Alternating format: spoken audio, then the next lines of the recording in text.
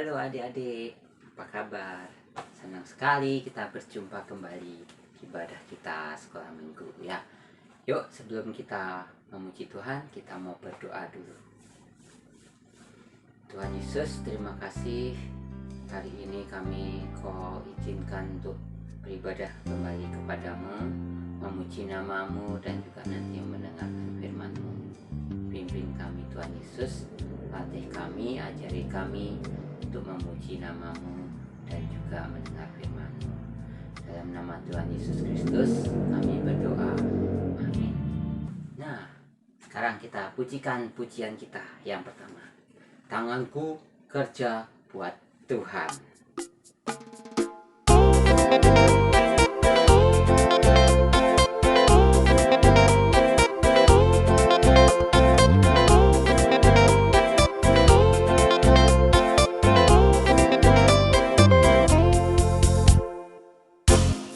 Tanganku kerja buat Tuhan, mulutku memuji namanya, kakiku berjalan cari jiwa, upahku besar di surga. Tanganku kerja buat Tuhan, mulutku memuji namanya, kakiku berjalan cari jiwa, upahku besar di sorga.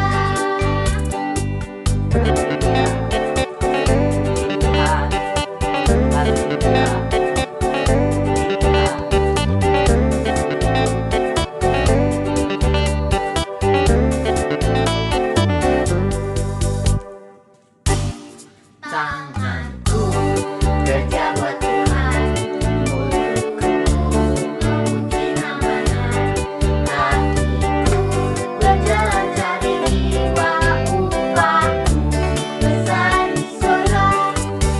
Tanganku kerja buat Tuhan, mulutku memuji namanya, kakiku berjalan cari jiwa,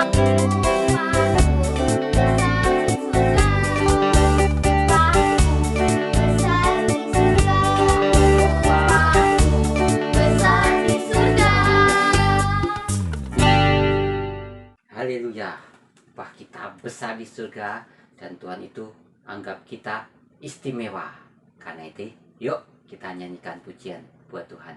Aku istimewa.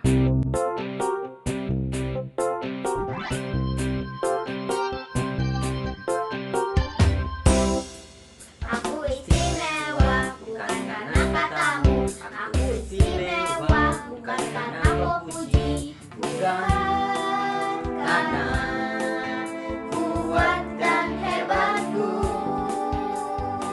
Aku istimewa karena Yesus berharga. Alkitab mengatakan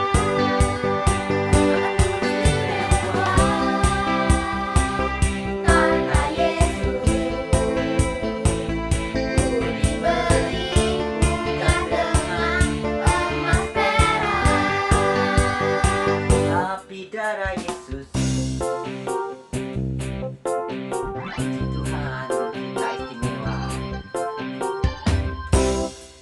Aku istimewa bukan karena katamu, aku istimewa bukan karena kau puji, bukan karena kuat dan hebatku. Aku istimewa karena Yesus dibeli bukan dengan emas perak. Aku istimewa karena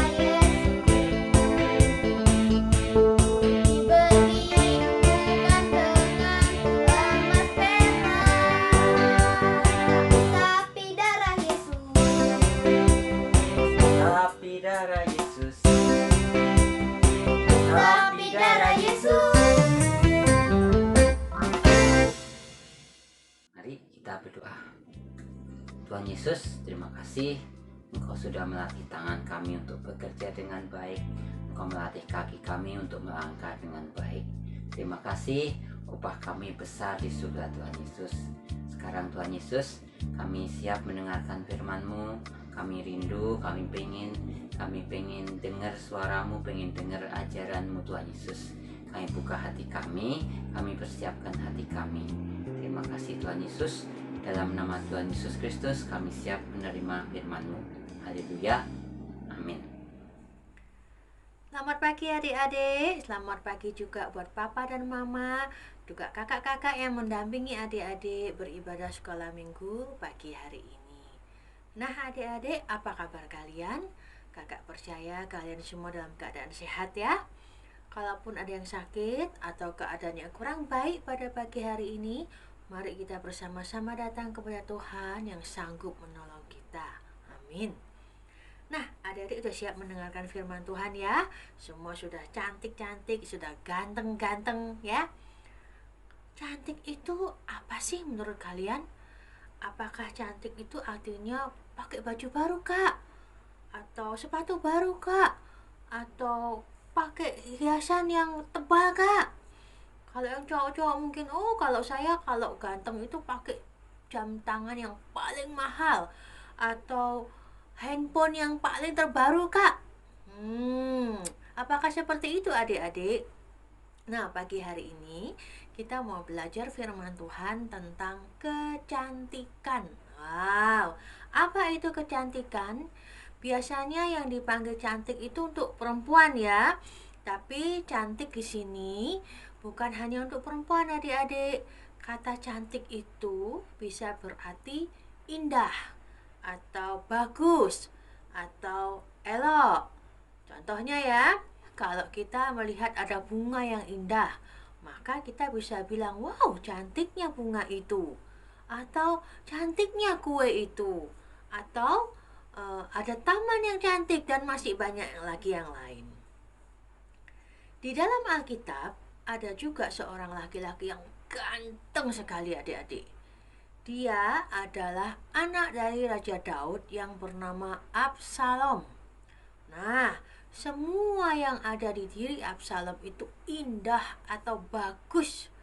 Ya, dari matanya, dari kakinya, rambutnya, semua indah, elok, dan cantik. Masa iya sih kak? Ayo kita buktikan dengan kita membaca firman Tuhan ya. Kita baca di dalam 2 Samuel 14 ayat 25 sampai 26. 2 Samuel 14 ayat 25. Di seluruh Israel tidak ada yang begitu banyak dipuji kecantikannya seperti Absalom. Dari telapak kakinya sampai ujung kepalanya tidak ada cacat padanya. Ayat 26. Apabila ia mencukur rambutnya, pada akhir tiap-tiap tahun ia mencukurnya karena menjadi terlalu berat baginya, maka ditimbangnya rambutnya itu 200 shikal beratnya menurut batu timbangan raja. Nah, sekarang kakak akan bacakan ayat yang sama, yaitu 2 Samuel 14 ayat 25 dan 26. Tapi kali ini kakak bacakan di Alkitab ejaan lama ya, atau terjemahan lama, supaya kita bisa lebih mengerti ayat Alkitab ini ya. Bagi adik-adik yang punya Alkitab ejaan lama atau bahasa Indonesia terjemahan lama ya, bisa juga kita baca bersama-sama, atau sekarang bisa menggunakan HP ya. Di sana juga ada terjemahan lama. Kita baca ayat yang ke-25 saja ya. 2 Samuel 14 ayat 25. Adapun di antara segala orang Israel, seorang pun tiada yang elok seperti Absalom. Masyurlah keelokannya, daripada jemala kepalanya datang ke telapak kakinya, tiada kecelaannya. Nah, betul ya adik-adik ya, Alkitab sendiri yang menuliskan bahwa Absalom ini paling cantik, paling elok, paling ganteng di seluruh orang Israel. Tapi ternyata Absalom ini mempunyai sifat yang tidak baik adik-adik. Wajahnya ganteng, badannya bagus ya, rambutnya indah, bahkan paling ganteng di seluruh orang Israel. Tetapi Absalom ini adalah seorang yang pendendam. Apa itu dendam? Pendendam itu artinya mempunyai hati yang ingin membalas. Contoh ya, kalau misalnya kita diejek teman, wah hati kita dendam. Awas ya, besok akan saya balas. Nah, itu artinya dendam. Itu sifat yang tidak baik ya adik-adik ya. Bahkan Absalom ini menyimpan dendamnya selama 2 tahun. Wow. Nah, karena dendam ini terus disimpan, maka akhirnya Absalom ini menjadi seorang pembunuh. Ngeri ya adik-adik ya. Kita baca dalam 2 Samuel 13 ayat 23 dan ayat yang ke-30. Ayat 23. Sesudah lewat 2 tahun, Absalom mengadakan pengguntingan bulu domba di Baal Hasor yang dekat kota Efraim. Lalu Absalom mengundang semua anak raja. Ayat yang ke-30. Mereka masih di tengah jalan ketika kabar sampai kepada Daud demikian. Absalom telah membunuh semua anak raja, tidak ada seorang pun dari mereka yang lolos. Nah, itu tidak baik kalau kita memiliki sifat dendam. Kita benci sama teman yang sudah mengejek kita atau yang sudah menyakiti hati kita. Lalu kita simpan dalam hati. Bertahun-tahun kita tunggu kesempatan untuk membalasnya. Akhirnya kita bisa seperti Absalom ya. Sifat tidak baik lainnya dari Absalom adalah tidak bertanggung jawab. Kita baca dalam 2 Samuel 13 ayat 36 sampai 37. Hari ini kita membaca ayat agak banyak ya adik-adik, supaya kita mengerti firman Tuhan dengan benar. 2 Samuel 13 ayat 36. Baru saja ia habis berkata, datanglah anak-anak raja itu. Mereka menangis dengan suara nyaring, juga raja dan semua pegawainya menangis dengan amat keras. Ayat 37. Absalom telah melarikan diri dan telah pergi kepada Talmai bin Amihur, raja negeri Geshur, dan Daud berduka cita berhari-hari lamanya karena anaknya itu.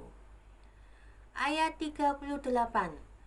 Absalom telah melarikan diri dan telah pergi ke Geshur.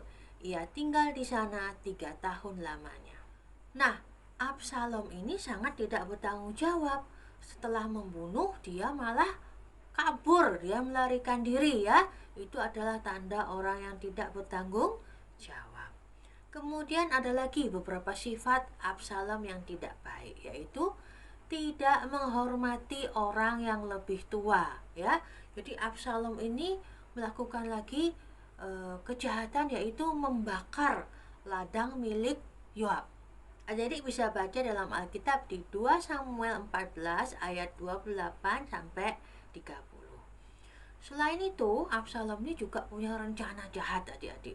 Dia mau mengalahkan ayahnya ya, Raja Daud itu mau dikalahkan, dia mau menggeser Raja Daud, dia mau menggantikan ayahnya.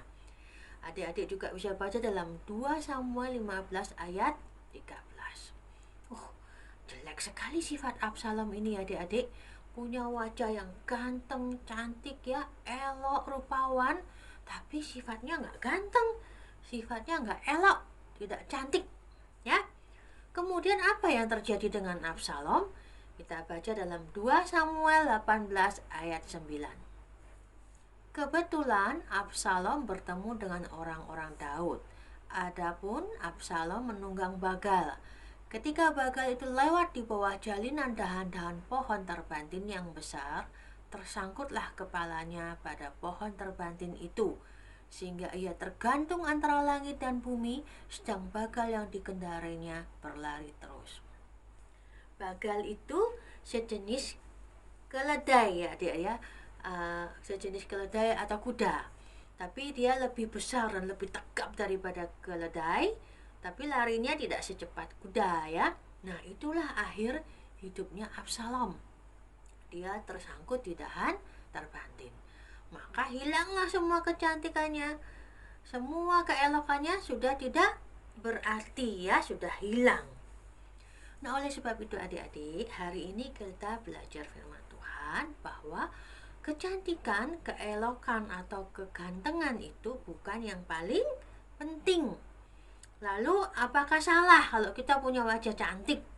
Tentu tidak ya. Tuhan memberikan kita semua kelebihan. Ada yang rambutnya indah sekali, ada yang punya mata yang bagus ya.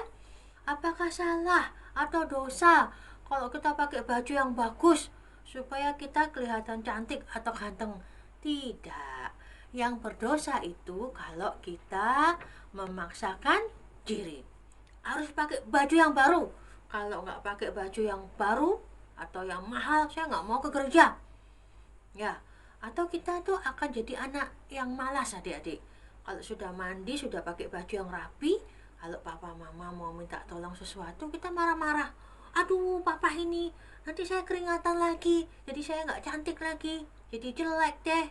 Nah, atau sifat-sifat yang tidak baik seperti Absalom tadi adik-adik ya, mendendam, tidak bertanggung jawab, dan masih banyak lagi. Ingat bahwa kita ini bukan milik sebuah kecantikan atau keelokan atau kegantengan ya. Bahwa adik-adik atau saya, kita semua adalah milik Yesus Kristus ya. Berarti semua yang cantik, semua yang indah, yang elok yang ada pada kita adalah milik Yesus. Kita tidak boleh menggunakan kecantikan kita, keelokan kita ya untuk menghina orang lain ya. Jangan sampai kita ini juga mengejar kecantikan. Maksudnya gimana mengejar kecantikan? Supaya kita cantik, kita paksa papa dan mama. Pokoknya saya harus punya baju baru, saya harus punya HP yang baru, saya harus punya alat-alat yang paling canggih ya. Supaya saya tetap ganteng, papa harus belikan saya barang yang mahal-mahal. Nah, itu tidak baik ya. Kita harus cantik di luar dan di dalam. Lalu supaya cantik gimana kak? Nah, kita harus tetap rapi ya adik-adik ya, tetap menjaga tubuh kita. Rambutnya disisir yang rapi, mandi yang bersih. Yang cewek-cewek mau pakai pita boleh ya, mau pakai baju yang bagus boleh. Itu justru Tuhan senang ya adik-adik ya, kalau kita berpenampilan yang cantik. Yang cowok-cowok juga berpenampilan yang ganteng, yang bersih. Tapi tidak harus baju yang mahal, yang mewah-mewah, tidak. Kita tidak boleh salah menggunakan kecantikan kita atau keelokan kita. Jangan sampai supaya cantik kita jadi pendendam, supaya cantik kita jadi berani sama papa dan mama, supaya tetap ganteng kita paksa papa dan mama untuk membelikan barang-barang mewah untuk kita. Nah, itu semua tidak baik ya adik-adik ya. Kita harus cantik di luar dan dalam. Artinya kita harus tetap menjaga tubuh kita ya, disisir yang rapi, mandi yang bersih ya. Jangan jadi anak Tuhan yang tidak bersih. Ayo, siapa yang sekarang belum mandi atau belum gosok gigi? Nah, pakai baju yang sopan ya. Kalau beribadah rapi, tidak harus baju yang mahal-mahal atau barang yang mewah supaya cantik. Cukup yang rapi dan bersih. Tapi yang paling penting adalah hati yang cantik, hati yang taat pada papa dan mama, sopan, rajin, bertanggung jawab ya. Nah, sekarang mari kita tundukkan kepala, kita berdoa bersama-sama. Ya Bapa yang baik, jadikanlah aku anak yang lebih mengutamakan kecantikan hatiku ya Tuhan, daripada kecantikan luarku. Aku akan tetap merawat diri dengan baik, dan seluruh hidupku adalah milik Yesus Kristus. Tuhan, jagai kami sepanjang minggu ini. Jauhkan dari segala sakit penyakit, virus COVID, apapun yang mau mengganggu kami. Berkatilah Papa dan Mama Tuhan dalam pekerjaannya. Terima kasih Tuhan Yesus. Hanya di dalam nama Tuhan Yesus Kristus kami berdoa. Amin. Sampai bertemu kembali adik-adik. Tuhan Yesus memberkati. anak Tuhan,